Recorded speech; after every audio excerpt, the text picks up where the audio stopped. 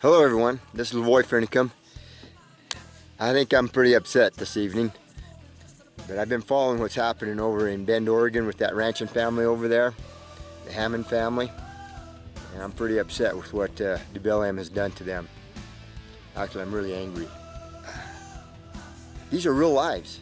These are real people. And by dang, I'm angry about it. America, how long are we going to put up with this type of stuff? It's time to stop. Because look what they're doing over to that family, the Hammond family. It's outrageous. I'm pretty dang angry about it. I'd like to use a lot stronger language, but my daughters and my wife will probably watch this, and my mom, and so I'll refrain. But dadgummit, it's got to stop. It's got to stop. BLM, here I am. You want to pick on somebody? Come pick on me. You want to play those antics with other people, harass them, destroy their lives? Well, here I am. You come pick on me. Come on, pick on me. And I'm not going anywhere. By darn, it's time somebody stands up and tells you, go fly a kite. Well, I'm kind of upset, as you can tell. Got a lot to do before I go home and get some dinner tonight, so we'll catch you later. Bye. Ladies and gentlemen, Bryce Canyon. Hey, I've got to show you some stuff. You know, we produced a video, a really good video, to kind of give you the big picture of Lavoy Finicum, his life, the things he stood for, and the events that led up to his slaughter last January 26th. And his slaughter by the FBI, this was an FBI operation from beginning to end. They used Oregon State Police in the operation, but the operation was the FBI's. And when you understand what happened there, you're going to be more outraged today when you see in detail what they set up, how they set up an absolute kill zone, how they set out to kill Americans who had not been convicted of anything. In fact, they hadn't even been arrested yet. In fact, some of the people were not even set to be arrested. One woman in particular, Victoria Sharp, 18 years old. She was in a vehicle traveling over because she was a singer. And she was going to perform for a group of hundreds of ranchers and residents in Grant County who were waiting for them. And Greg Bretzing set up an operation approved by all of the FBI, approved by the President of the United States, approved by the appointed governor of Oregon, and approved by Sheriff David Ward of Harney County, who was also appointed and not elected. And this entire operation was approved, and it was designed to kill Americans. And when you watch this video, you're going to be absolutely outraged, just as I am. So before we go any further, I want you to watch something. And when you watch this, I'm going to ask you this question. Ask yourself, if the police approach you, how long should you get to comply before they gun you down? Okay? So if they think you're, maybe you're the bad guy somewhere, they think you're the bad guy, and they approach you with their guns drawn, and they look at you and they say, get your hands up. How long do you think you should have to comply before they're allowed to shoot and kill you? All right, now there's a lot of things you can say. Well, I should have, time to get my hands up or ask them or whatever. And that's what you have to. Now, I want you to watch this right now. What's going to happen here is this. You're going to see the time that Lavoy Finicum had from the time he hit his brakes until a shot came into his truck. Okay? So this video is going to loop over several times, and it has to do with the time that he stepped on his brake after he saw this roadblock, the time he steps on his brake until he took a bullet. Now pay close attention.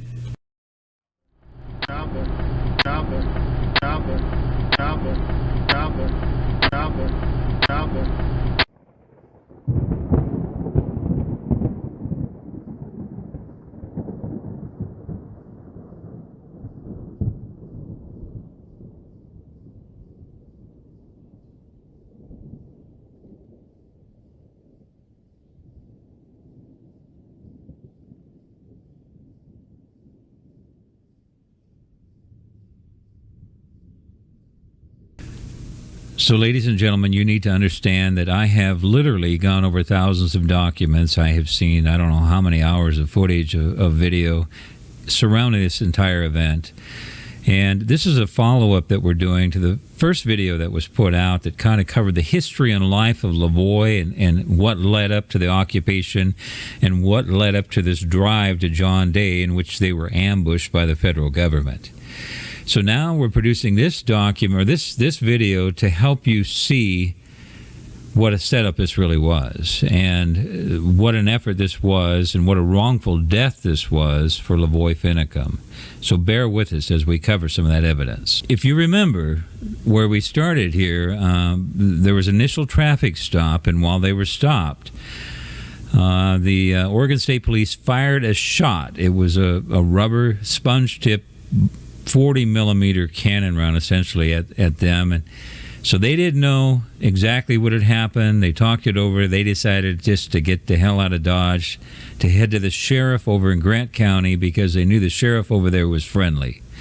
So you see them taking off here. They're on their way. They're gonna head to what they think is safety because they don't trust these guys. These guys were in unmarked cars. They had no idea who they were until they asked them to identify themselves. So now they're on the way, and I want you to notice something. He's in the right lane as he drives, but up ahead here, you're going to see him go around a corner.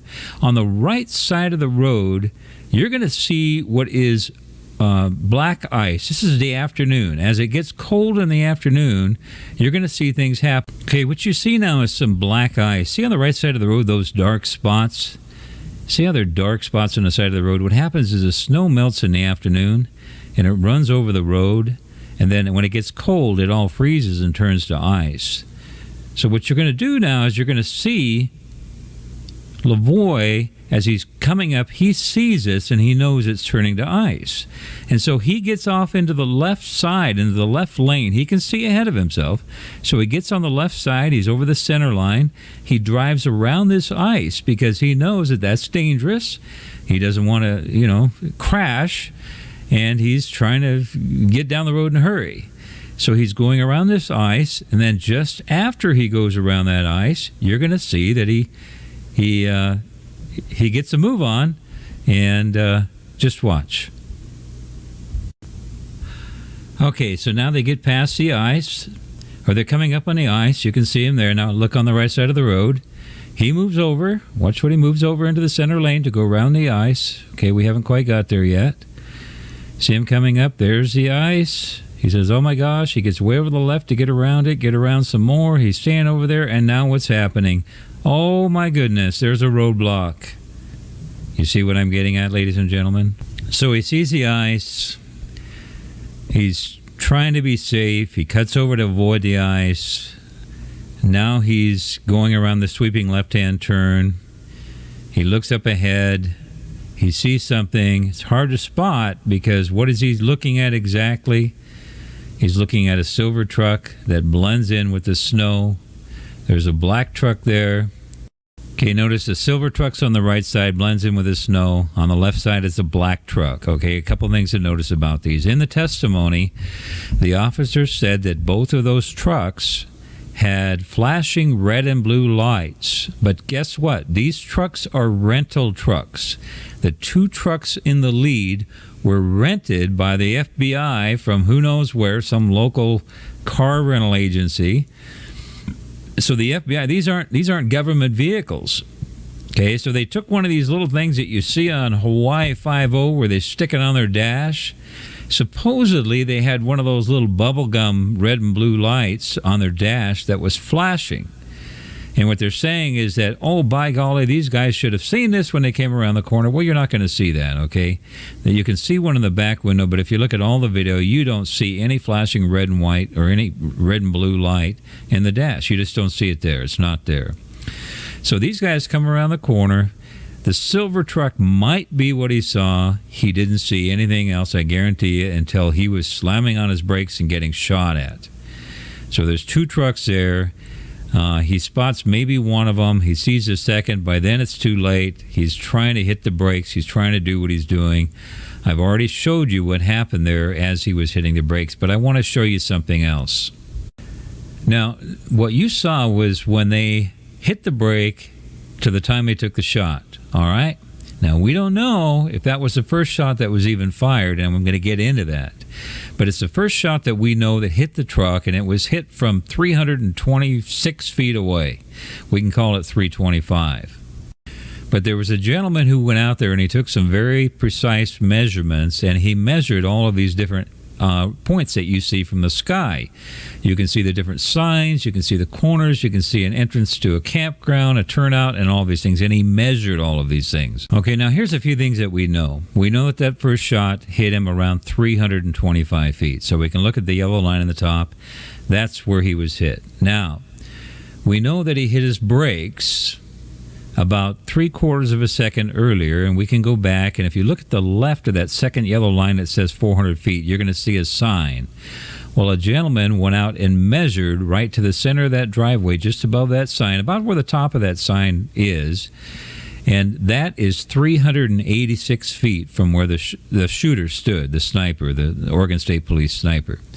Okay, the line before that, the average person takes between 1/2 second and 3/4 of a second to respond to anything. So if you go to hit somebody in the face, it's going to take them 1/2 to 3/4 of a second to get their arm up to block you.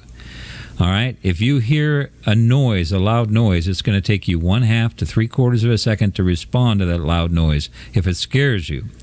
So what we did was we went back 3/4 of a second, and we marked the spot, which is where you see the vehicle in this picture right here at the bottom of the screen. You can see Lavoie's truck. Okay, that is where he first spotted that roadblock. All right, so if he spotted the roadblock, he immediately went for the brake. He hit the brake at 400 feet. He had 75 feet to stop, all right? And the 75 feet to stop, he takes a round. Now, keep in mind, if he was doing 75 miles an hour, he was covering 110 feet in a second. Okay, at 75 miles an hour, you do 110 feet per second. All right, so this is 3/4 of a second. So now you're seeing him going 75 feet, 3/4 of a second, another 75 feet, 3/4 of a second. So we know he wasn't doing 75. He was probably doing around 60 by that point after he went around that corner, looking out for the ice and doing his thing. So that's what we're seeing now. We're seeing him driving up. We're seeing him spotting it at about 475. We could even go out to 550 feet, but I would say 500 feet is as far. He might have looked at it for a second and went, oh my God, now what? And then he might have thought, I better stop. So that might have been 1.5 seconds instead of 3/4 of a second. But what we know is by the time he hits his brakes, it's at 400 feet. So he's right there at 400 feet, hits the brakes. 75 feet later, in fact, it was actually probably about 385 feet. It was about 60 feet before he took that first bullet. All right, so that's what we're talking about here. He goes around, he's following the road, he's going around the ice, he's still kind of looking at the ice. He looks up ahead, he sees something that's kind of shiny. Hey, that's not snow, that's something in the road. Oh my God, that's a truck in the road. And maybe then he spotted 2 trucks in the road. By that time, maybe the black one is being more visible. He says, oh my God. He stands on his brakes at 400 feet. He has just stood on his brakes. 3/4 of a second goes by or less, and a bullet is coming at his car, hitting his car. And what we don't know is, was that the first bullet? Was that the second bullet? Was that the third bullet? Because the testimony from the shooter back there, shooter number 1, his testimony is this. What he said was, when I saw the door, the driver's door, I took aim and went to fire. Okay, so when did he see the driver's door? It certainly wasn't here. By now, he's almost seeing the front of the truck. So it was way back. He saw that truck coming. He heard that truck coming before Lavoie had any idea anybody was there, because they'd already been radioed to. Hey, they're on their way. Okay, so he knew they were on their way. He hears them coming. He looks up. He spots a white truck. He says, that's them. He takes aim, and he fires a shot just as soon as he can get one off. And we don't even know if this is his first shot. It may have been his second shot. All right? Okay, so here's the deal. I know what you guys are saying. You're saying, but Bryce, you only showed us that little 1/2 second clip where they hit the brakes and got shot. We want to see how long it took from the time he spotted the roadblock until he got shot. Okay, I know that's what you're wondering, so I'm going to go ahead and give you that clip. Okay, you're going to watch it several times, It's from when we're going back 3/4 of a second, 3/4 of a second, all right? So we're going back to that spot where he just starts going around the corner. He looks up, he spots it, he takes some time to react. In other words, he have to lift his foot off the gas and hit the brake. And then once he hits the brakes, the bullet hits the truck. Okay? So now you have a listen to that.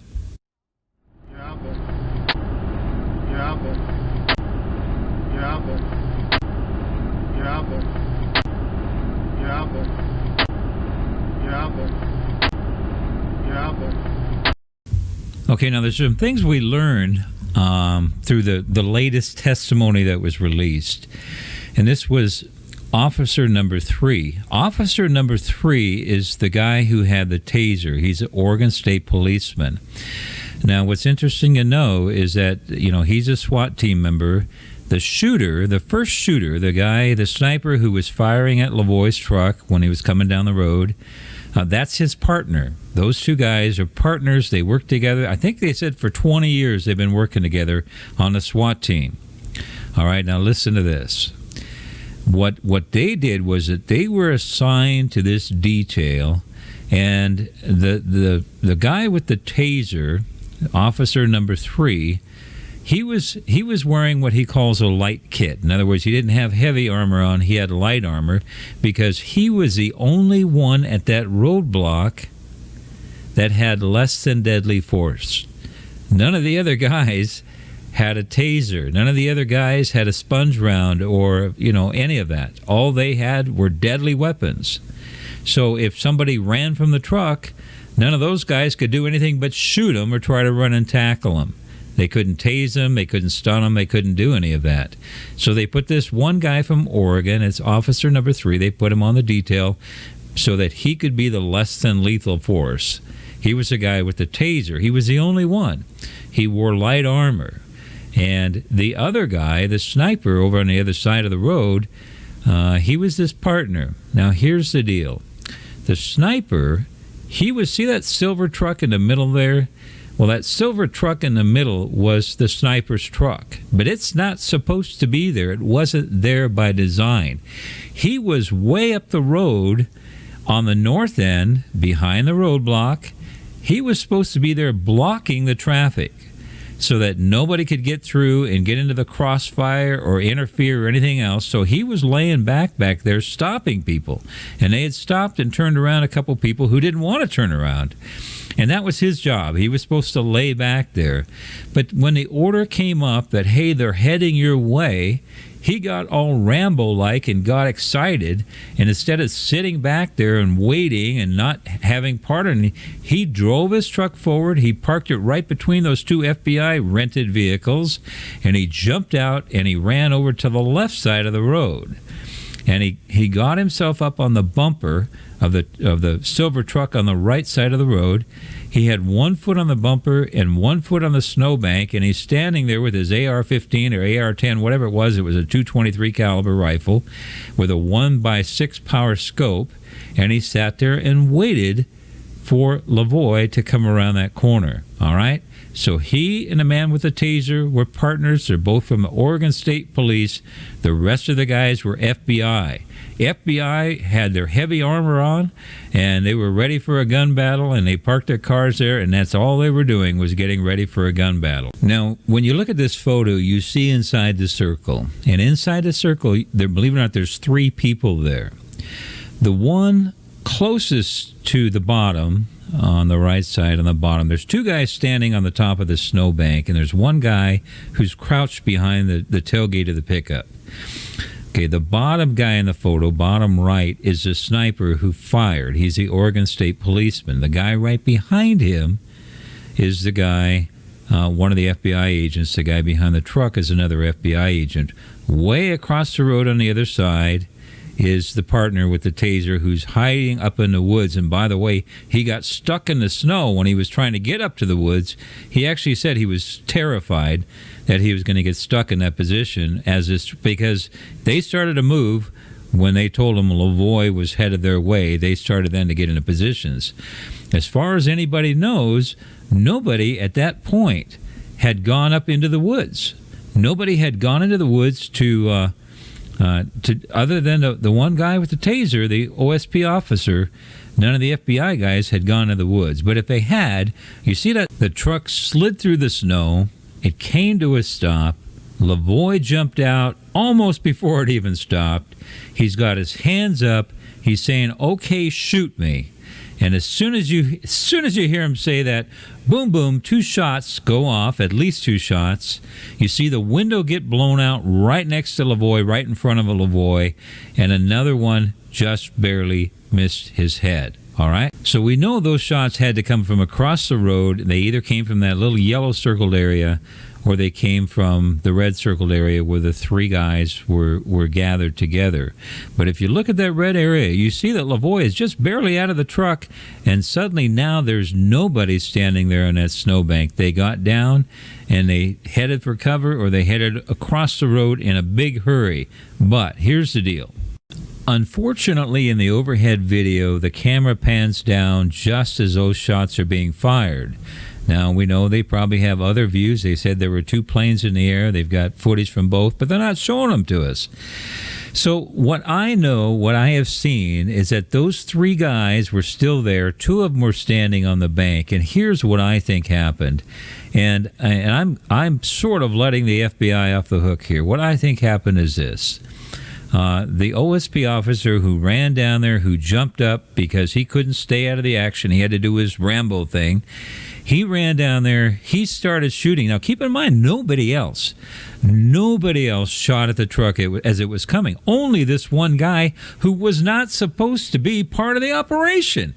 He wasn't even supposed to be there. He wasn't supposed to be there shooting or taking aim or anything. He was supposed to be back stopping traffic. Okay, so he runs forward, he gets excited, he stands up there, he sees the truck coming, he takes aim, he starts shooting at the truck. He's all excited. Bam, bam, bam, I'm going to kill that son of a bitch. All right? He doesn't kill the son of a bitch. He sees Lavoie almost kill an FBI agent, because the FBI agent jumped out in front of him. All right, so now he's thinking, wow, now he tried to kill one of our guys. Now I've got a reason to kill him. I think before he got off that truck, he swung over to the right. He saw Lavoie open that door, and boom, boom, he fired 2 more shots. He immediately jumped down. He ran across the road, and he said, I'm going to finish him. And so he runs across the road to see what happens, and we can see it right here in this photo. There he is. Now, if you look here, you're going to see this is how he ran across, and he got over to the other side, the same guy. So you got the guy shooting at the truck as it's coming. In my opinion, he swung over, he shot at Lavoie as he's getting out of the truck. He runs across the road, and then he puts 2 bullets in Lavoie's back when he has a chance to do it. So let's just pause here for a second, and let's look at what happened. Now, if you look there, you're going to see these 3 guys standing. There's 2 of them that had the bank, okay? Now, if you go back and look at the other photo, you're going to see when that truck went in the snow, because you're thinking because of the angle of the bullet that went in through the roof, and you can see that shot here. When you look at that angle and you see that it blew out that side window, you think, well, this guy had to be way up on a hill to shoot down that way. That was what I thought at first. But what you realize is that when the truck comes to a rest the way it does, it's sitting at an angle. In fact, one of the guy that pulled up that was following Lavoie said when he looked up there, or I think it was a second vehicle, he looked up, he thought the thing was almost on its side, that it was tipped over so far. So if you look in that photo, you're going to see that it's at an angle. And these guys, if they were standing up on that bank, as you see in this picture down here, if you see that, you're going to look that they had an angle to the top of that truck from right where they were standing. They could have easily fired over, taken a shot. It would have been above them. It would have gone through at that angle. The only other thing would have been is if an FBI agent would have been up on that hill. But the thing is that they didn't really have time. He may have had time to trudge up there through that deep snow, but this was very hastily organized. I have to track back, and here's what happened. This thing was planned by Greg Bretzing and all of his cohorts in advance. They looked at an overhead map.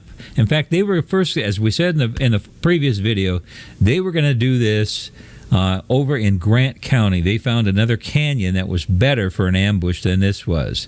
But because they couldn't use that because it was in Grant County and the sheriff over there, Glenn Palmer, wouldn't let them do it, they had to move it up. So they planned for it to be right here where it's at, right as close to the corner. They set it all up just the way they did. So these guys got in position. The guys down below, they staged where they were. They waited for him to go past. The spy plane was overhead. They said, hey, there they go, pull him behind him. As soon as they did that, they radioed up ahead and said, okay, guys, we're going to pull him over. So the guys up ahead then had to move into position. Now, keep in mind, there was traffic on the road.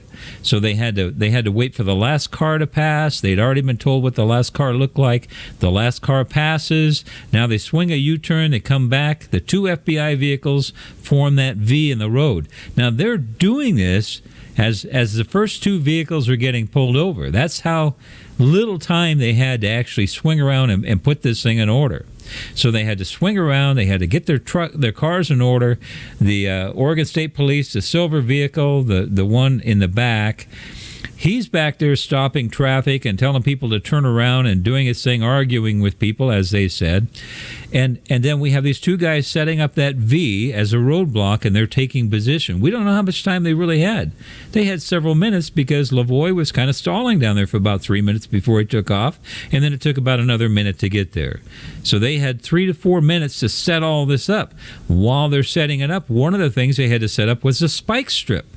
And before I asked the question, why was it so close? Well, when you find out that this thing was so hastily set up, so close to this corner, these guys didn't know if Lavoie was going to be there in a minute or what. So they ran out ahead. They threw out this spike strip.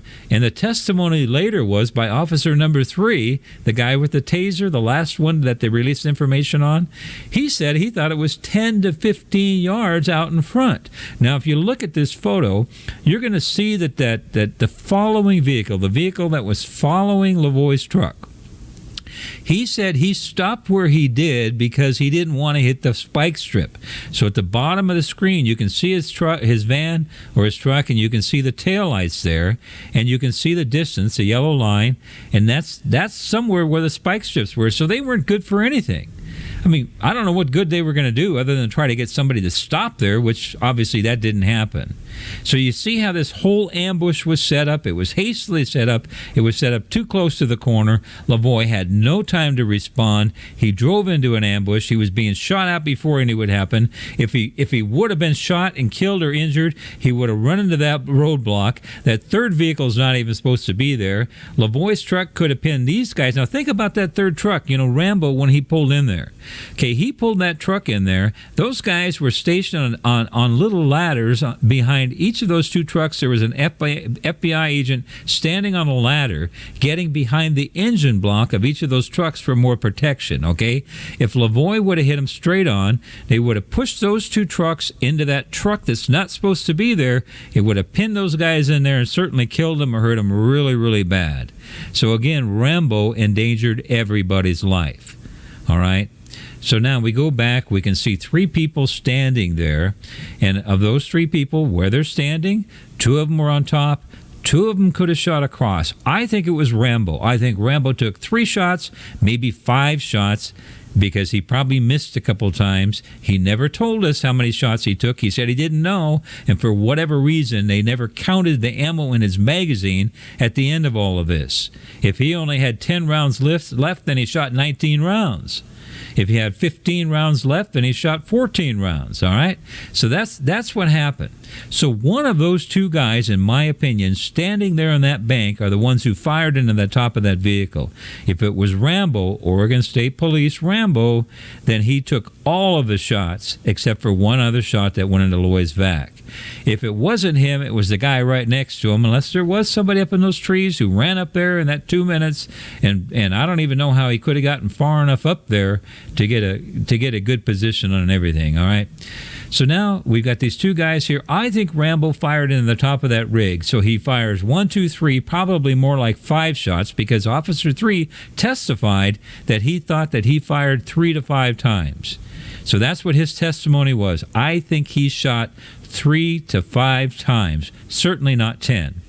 Okay, 3 to 5 was his guess. So let's say it was 5 times. So he takes 5 shots at the truck as it's coming on. He sees a guy just about run over this FBI agent who jumped out in front of him because he thought he was going to get rammed. So he turns around, he waits for Lavoie, he says, "I'm going to kill you now, you son of a bitch." He fires 2 more shots at him, he misses, he realizes, hey, maybe I'm not supposed to do this. In the meantime, he runs across. He said he ran across to see if the FBI agent was still alive. In the meantime, that's his partner over there now who's in danger. Now keep in mind, across the road, there's only one police officer, only one.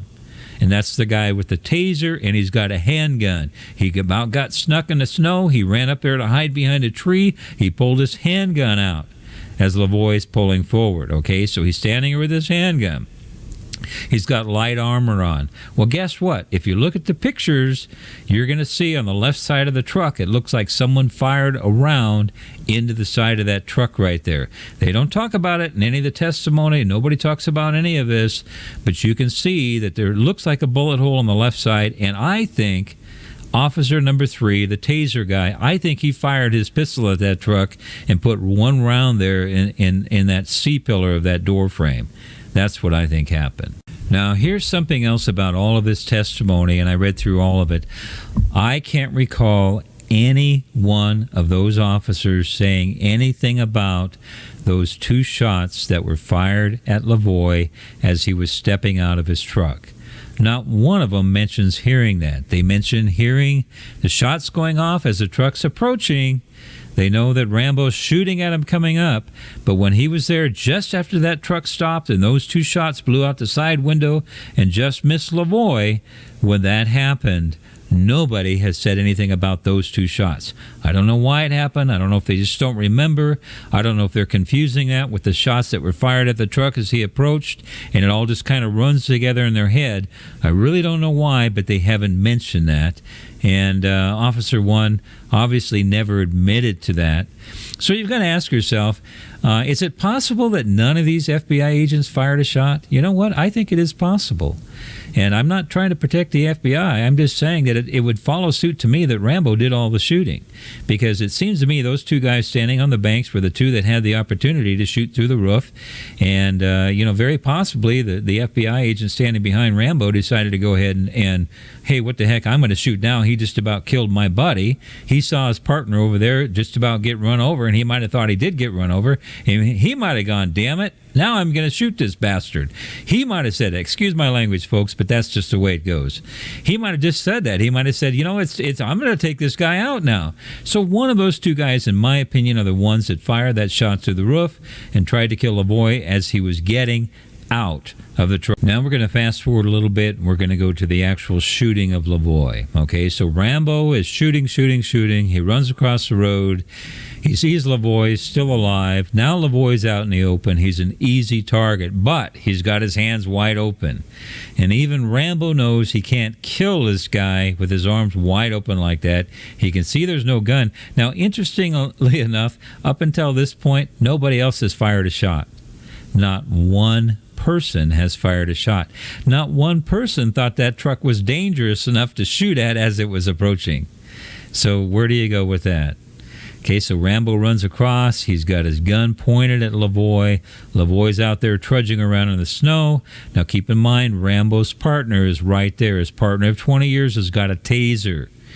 Okay, now his partner is running forward like an idiot, thinking, I'm the only one with a taser. I've got to do something here. So he runs forward. He tries to tase Lavoie. He's getting closer to tase him. Now his buddy's worried about him because they said that they were looking at each other. The taser guy says, hey, I was looking at my partner. He kept mentioning, I saw him when he ran over there to the side of the road and stood up on the truck. I saw him. I warned him that they were on the way. I did all of his stuff, and they knew that each other were there. All right, so now there they are. The guys, Lavoie is starting to turn, but here's the thing that I'm not sure about because I have a real issue with this.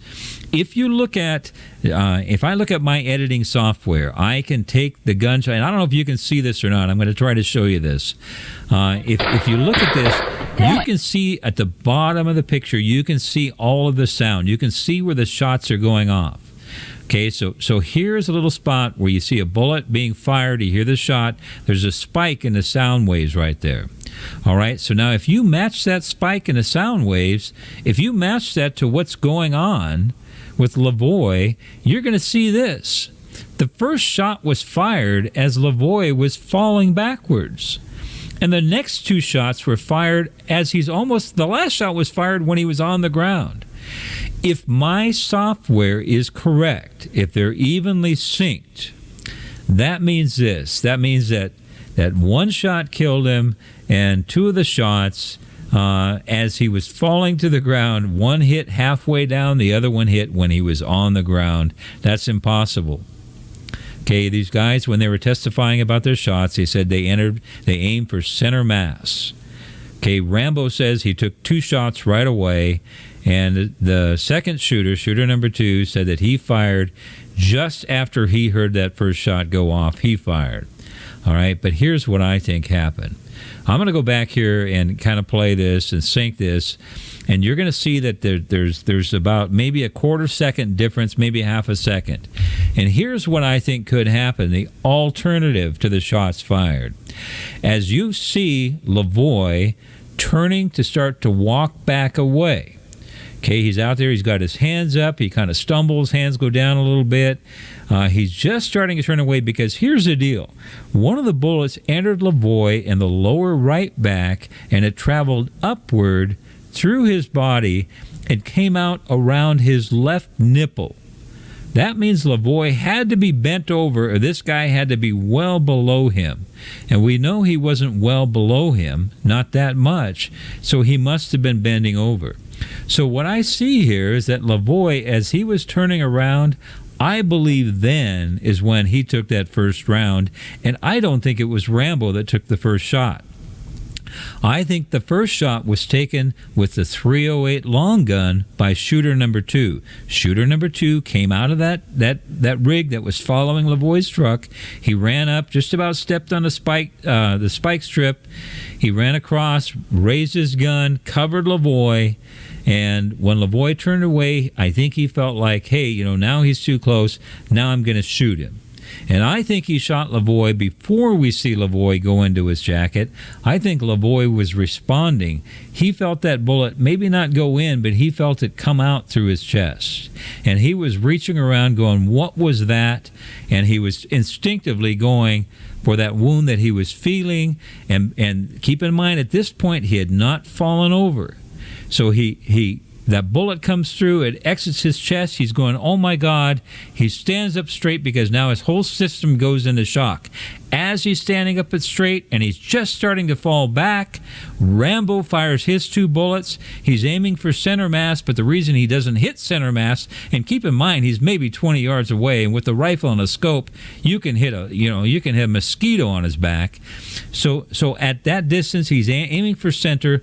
Lavoie had to just be falling back, and instead of hitting center, boom, boom, 2 shots go into his left shoulder, and down he goes. But in my opinion, Lavoie was already dead. I mean, that shot had gone through his heart at that point.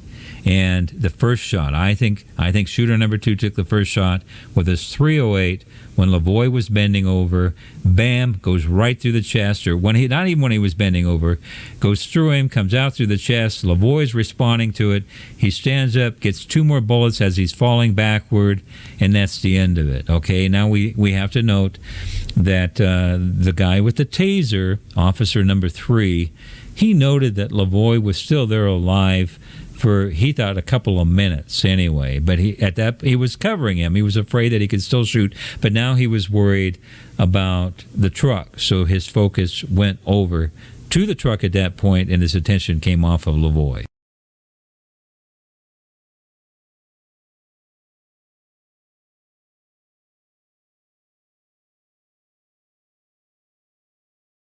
So to recap just a bit, this roadblock was pre-planned by the higher powers. They went on a map, they set it out. These guys knew right where to go. They staged in a place. The other team staged down below. They waited for them to go by. They radioed up ahead to these guys to take your positions. These guys drive up, they flip a U-turn, they come back, and they set the roadblock. So they're setting the roadblock. They're getting ready to go.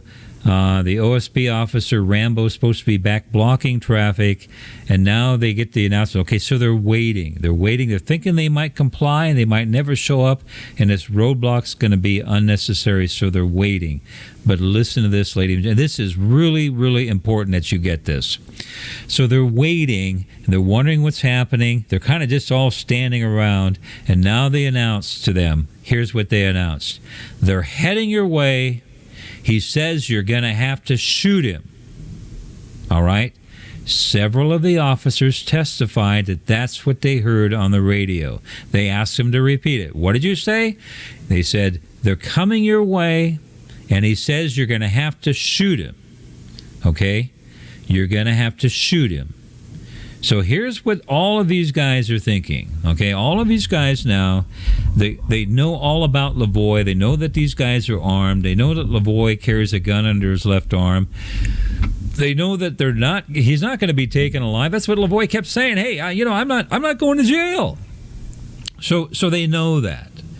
They're afraid of a shootout. They're prepared for a shootout. They've got all this stuff going on with all these different vehicles, FBI, OSP, everybody. They've got a kill zone set up. They know that he's going to come into this kill zone, and they're going to have to kill him. They're going to want to kill him. It wasn't even having to. And I have to ask the question, if that shooter wouldn't have been there, if Rambo wouldn't have been there shooting, I wonder if any of those FBI guys would have been shooting. I really wonder if they would have been shooting instead, but we don't know that. Okay, but here's the deal. What did he tell him? They said, he's heading your way, and he says they're going to have to shoot him. Now, I have to ask the question, ladies and gentlemen, why didn't they say this? Because we all heard the video. What did Lavoie say? He said, you're going to have to shoot me. And then he said, I'm going to go see the sheriff. You can come along if you want. I'm going to go see the sheriff. I'm going to go see the sheriff. I'm going to go see the sheriff. That's what he said. And he also said, there's women in here. There's a young woman in here. All right, so that's the deal. Why, when these guys were radioing up ahead, why didn't they say this? He's coming your way. He said he's going to see the sheriff. There are other people. There are women in the car. Why didn't they tell him that? There are hostages in the car. They didn't know if there were hostages or not. They didn't know if Lavoie was making them stay in the car. Why didn't they say he's going to see the sheriff? He says he wants to go see the sheriff. He's heading your way. We couldn't stop him. He's driving your way. He doesn't know you're there. They didn't say that. They said, he says you're going to have to shoot him. That's all they care about, shoot him. Okay? So they know that these guys are set up to shoot him. They know they got a roadblock there with all kinds of shooters. In fact, the only guy who's not a shooter is the guy with the taser. All the rest of them have full body armor. They have their heavy plates on with their plate carriers. They're fully kitted out for a gun battle. So what they tell him is, they're coming your way. He says you got to shoot him. And they're going, great. That's what we plan on doing. We plan on shooting him. That's why we're here. A gun battle he's going to get. We're going to kill him as many times as we can. As he's coming, they try to kill him. 3 to 5 shots. As he gets out of the vehicle, 2 more shots. As he's walking out with his hands up, none of them can justify killing him until he turns and looks like he's facing this guy's partner. And boom, boom, boom. He gets 3 shots in his back. Now, these 2 partners are worried about each other's safety. They care about each other's safety more than they do Lavoie's life. They kill Lavoie. Okay? That's what you're looking at. So, ladies and gentlemen, what I have to ask myself is, how would this operation have gone down if Rambo hadn't have been involved? Okay? If he wouldn't have been there to protect his partner, as his partner says he was doing, if he hadn't have been there to take shots at the truck as it was coming up, if he hadn't have been there to run across, take shots at Lavoie was getting out, because they have something called continuation of force. In other words, if it was justified to shoot at him as he was coming, they can continue to use that force as he jumps out of the vehicle. In their minds, it's legal to keep shooting Lavoie, and they thought Lavoie had tried to kill this FBI agent, so they used their continuation of force. First, he's trying to run into our roadblock, and then he damn near runs over our FBI agent there in the snow, and now he's getting out, and he's endangering the life of our agent with the taser, and we've got all kinds of reasons to kill him. We were planning on killing him, and we got all these reasons to do it. We're set up to do it, and there he gave us an opportunity, and bam, he's dead. But without Rambo, what would have happened? Would anyone have taken a shot at that truck? Would anyone have taken a shot at Lavoie as he got out? And at that point, would Lavoie have been... He had to be almost crazy in the mind. Now, I'm saying that a normal human being coming up on that ambush like that with no time to respond, knowing people are trying to kill you, bullets are coming into your truck, at least 3 bullets hit the truck, 2 more bullets go by his head, try to kill him when he steps out. What's going on in his head? He's thinking, I am dead. His mind's going about 10 million miles an hour. Things are in slow motion for him. He's thinking with every step he takes, he's going to take that fatal bullet. He knows that. He doesn't know what's going on. He probably can't hear anything going on around him. He's in slow motion. He's trying to cope. He's trying to comprehend. He's out there. He hears somebody behind him who's telling him to get on the ground. He's thinking, what is that? He instinctively turns around. Boom, he takes a bullet, goes right through his heart. He falls back. 2 more shots go through his back, and he's dead before he hits the ground. That's what it's come to, ladies and gentlemen. That's what our FBI is about. That's what our federal government's about. And that's why we're here today in the Patriot movement trying to get things resolved and trying to get things changed around. That's what our government's come to.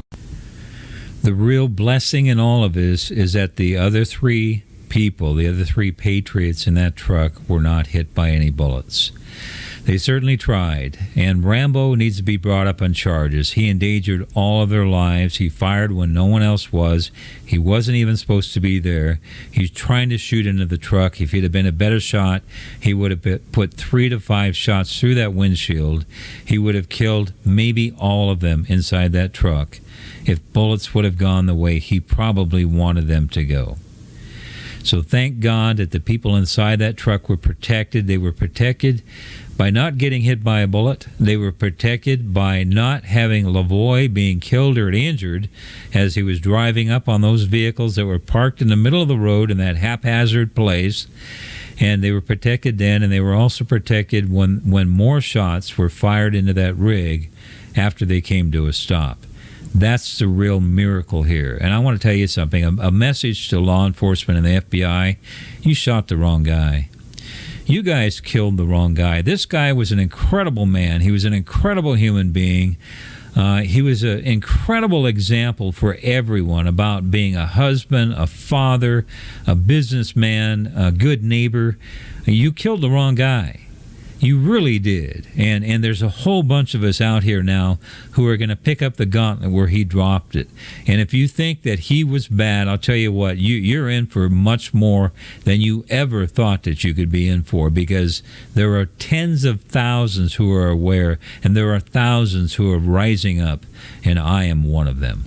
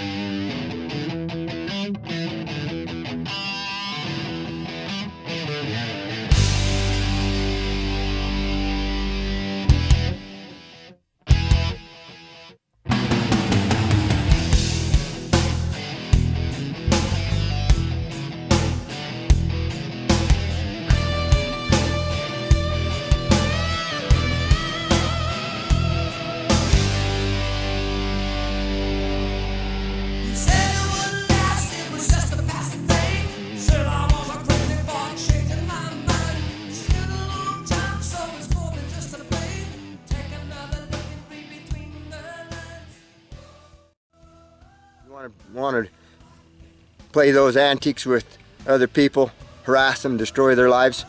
Well, here I am. You come pick on me. Come on, pick on me. And I'm not going anywhere. By darn, it's time somebody stands up and tells you to go fly a kite. Well, I'm kind of upset, as you can tell. Got a lot to do before I go home and get some dinner tonight, so we'll catch you later. Bye.